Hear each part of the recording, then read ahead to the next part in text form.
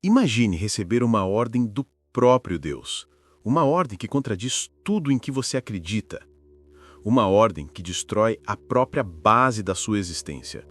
Uma ordem que pede o que é mais precioso: seu filho. Seu único filho. O filho pela qual você esperou 25 anos. Agora, imagine obedecer.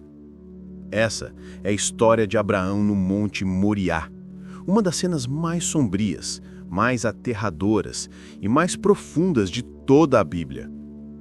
Uma história que questiona os fundamentos da fé, do sacrifício, da obediência radical e do que significa confiar em Deus quando tudo parece estar desmoronando. Durante séculos, teólogos, filósofos e crentes discutem sobre esse momento. Porque o que Abraão fez no Monte Moriá não era apenas obediência. Era a morte do ego, era a morte da lógica, era a morte de si mesmo. E no instante final, quando a faca estava no ar pronta para descer, Deus intervém. Mas a pergunta permanece: por quê? Por que Deus pediria algo assim? Qual era o verdadeiro teste? Bem-vindo ao canal Sombra, o sacrifício que não aconteceu, o carneiro divino no Monte Moriá.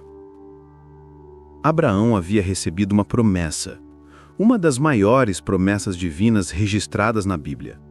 Ele se tornaria pai de uma grande nação. Suas descendentes seriam mais numerosas que as estrelas do céu. Todos os povos da terra seriam abençoados através dele. Mas havia um problema. Abraão era velho, muito velho. Sara, sua esposa, era estéril. Biologicamente, humanamente, era impossível. E então, milagrosamente, a promessa se cumpriu. Aos 100 anos de idade, Abraão se tornou pai. Isaque nasceu, o filho da promessa, o filho do impossível. O filho que encarnava toda a esperança, toda a bênção, toda a continuação da linhagem escolhida de Deus. Isaque era tudo para Abraão. Era a prova tangível de que Deus havia falado verdade. Era o futuro. Era a razão de Abraão ter deixado sua terra natal, ter vagado pelo deserto, ter confiado quando tudo parecia impossível. E então, sem aviso, sem preparação, a voz de Deus veio. Abraão, eis-me aqui, respondeu Abraão. Toma agora o teu filho, o teu único filho, Isaque, a quem amas, e vai-te à terra de Moriá, e oferece-o ali em holocausto, sobre uma das montanhas que eu te direi. Deixe essa frase penetrar. Não era uma sugestão, não era uma parábola, era uma ordem direta, literal, concreta. Sacrifica seu filho. A Bíblia não registra o que Abraão sentiu naquele momento. Não diz se gritou, se caiu ao chão, se questionou. Apenas registra. Levantou-se Abraão pela manhã, de madrugada. Ele se levantou cedo. Preparou o jumento. Cortou lenha para o sacrifício. E começou a jornada. 3 dias. 3 dias de caminhada rumo à morte. 3 dias de silêncio. 3 dias para Abraão confrontar a sua própria fé. Imagine o pensamento que assaltava sua mente. Será que cometi um erro? Será que a voz que ouvi era realmente de Deus? Como é possível que o mesmo Deus que me prometeu descendentes inumeráveis, agora me pede para sacrificar a única descendência viva que eu tenho? Mas Abraão continuou caminhando. No 3º dia, o Monte Moriá apareceu. Ao longe, uma montanha como qualquer outra, mas que se tornaria o palco do teste mais severo já conhecido. Abraão deixou os servos no acampamento. Apenas ele e Isaque subiram a montanha. Durante a caminhada, Isaque perguntou ao seu pai: Pai, meu filho, respondeu Abraão, temos a lenha e o fogo, mas onde está o cordeiro para o sacrifício? Aquela pergunta inocente, aquela pergunta de uma criança que não compreendia o peso daquele momento. E Abraão, com uma compostura que desafia a compreensão humana, respondeu: Deus proverá para si o cordeiro para o holocausto, meu filho. Aquela resposta é uma das mais profundas da Bíblia, porque Abraão não estava mentindo. Pelo menos, não completamente. Ele realmente acreditava que Deus proveria. Mas de qual forma? Hebreus 11:19 esclarece: Abraão, julgando que Deus o podia ressuscitar até de entre os mortos, donde também, em figura, o recobrou. Abraão acreditava que mesmo se sacrificasse Isaque, Deus o ressuscitaria. Essa era a profundidade da fé de Abraão. Não era apenas obediência, era a crença radical de que Deus era tão poderoso que até mesmo a morte não era limite para ele. Mas, enquanto Abraão caminhava, seu coração se lacerava. Porque, humanamente, Abraão sabia o que estava prestes a fazer.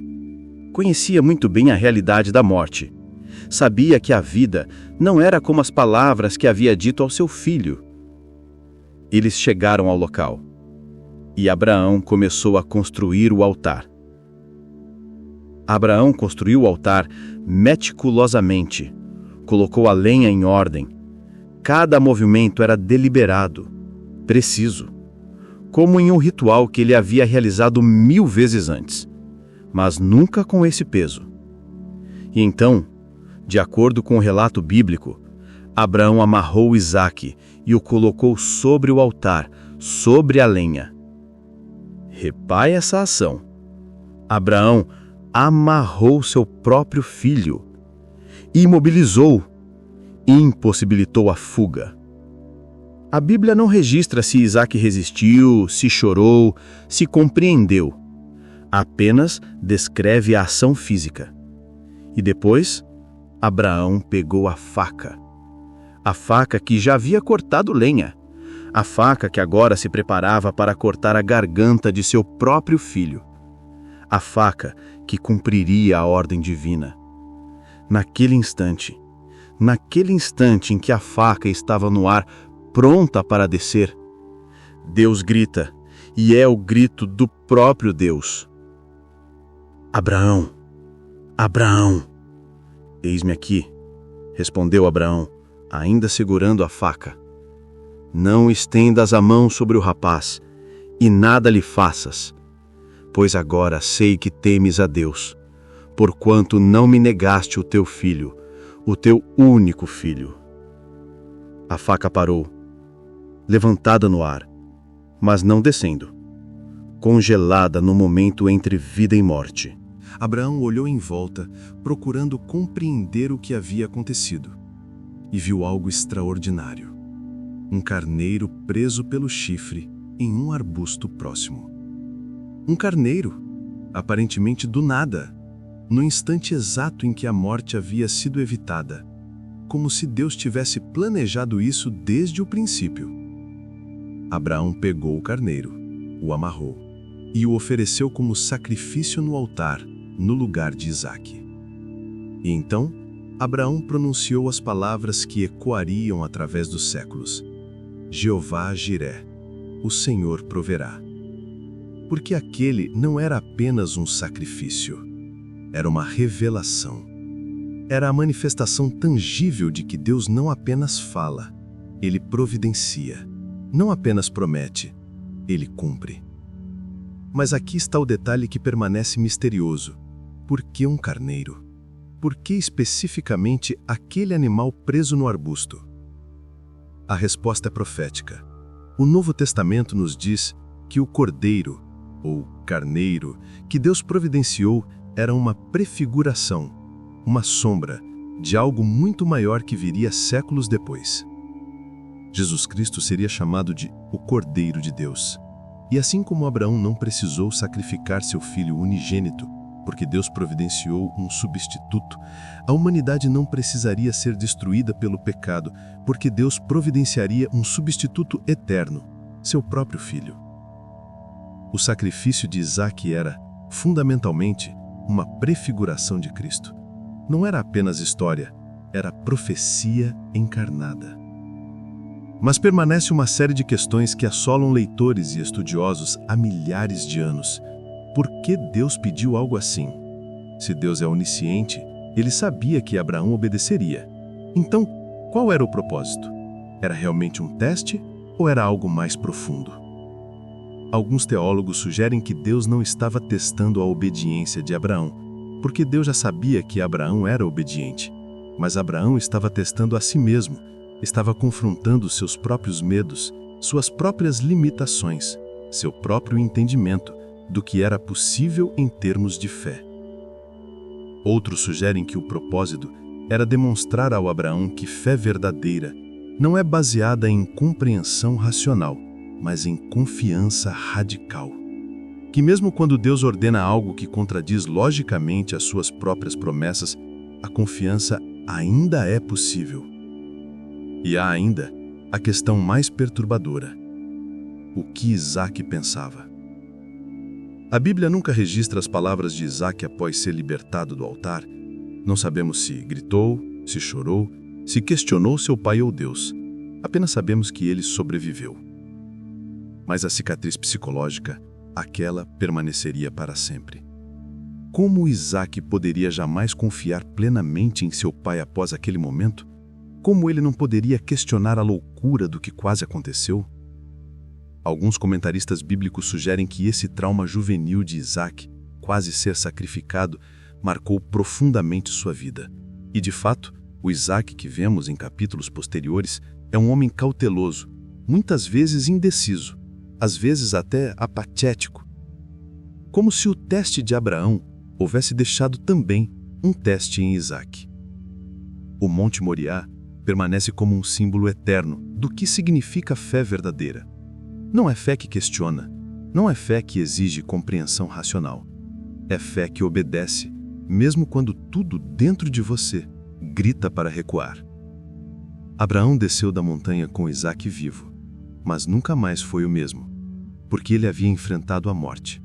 Havia erguido a faca, havia quase sacrificado tudo, e naquele instante, antes do golpe final, havia experimentado a misericórdia divina. O sacrifício que não aconteceu se tornou, paradoxalmente, o sacrifício mais importante da história até aquele ponto. Porque não era sobre Isaque, era sobre Abraão, era sobre o que um homem está disposto a oferecer a Deus quando tudo está em jogo.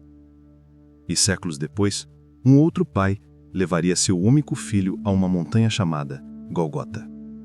E desta vez não haveria carneiro, não haveria salvação no último segundo. O sacrifício seria consumado. Abraão conheceu Deus como Jeová Jiré, o Senhor que provê, mas ele também conheceu Deus como juiz absoluto, como aquele que exige tudo, como aquele que testa até o limite da alma humana. E mesmo depois de tudo, Abraão permaneceu com fé. Porque ele havia visto, naquele instante de redenção, que Deus era digno de confiança.